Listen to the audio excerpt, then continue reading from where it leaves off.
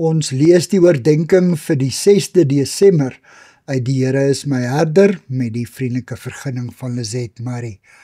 Die opskrif by vandag se gedeelte is gesalfde. Ons teksvers kom uit Lukas 3 vers 21 en 22. Toe al die mense hulle laat doop het, is Jesus ook gedoop. En terwyl hy staan en bid, het die hemel oopgegaan. En hy die Heilige Gees in sigbare gestalte soos 'n duif op hom neergedaal. Daar was ook 'n stem uit die hemel. Jy is my geliefde seun, oor jou verheug ek my. Die naam Christus kom van die Griekse woord Christos, wat gesalfde beteken. Om dus te sê Jesus Christus is dieselfde as om te sê Jesus die gesalfde. Ek kyk weer na die aangrypende film Jesus wat in Israel vervaardig is. Die toneel waar Johannes die doper Jesus in die Jordaanrivier doop, is gestroop. Alwaarvan 'n mens bewus is Jesus, Johannes, die stem van God uit die hemel en die wit duif wat op Jesus se skouer gaan sit. Lukas skryf dat Jesus na sy doop gebid het en dat die hemel bokant hom oopgegaan het.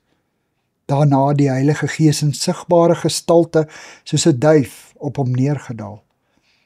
Dit was die sigbare bevestiging dat hy deur God as die Messias gesalf is, die een wat na die wêreld gekom het om sy mense te kom verlos. In die Ou Testamentiese tyd is mense met olie gesalf as teken dat die persoon gekies is om 'n spesiale opdrag uit te voer. Dawid is in opdrag van God deur Samuel tot koning van Israel gesalf. In 1 Samuel 16 vers 13 staan daar dat die Gees van God na sy salwing op hom gekom het. Eeue later word Christus, die seun van Dawid, vir sy taak as verlosser van die mensdom gesalf, en die Heilige Gees daal op hom neer. Here, U is die gesalfde, my verlosser. Amen. Dankie vir die saamkuier.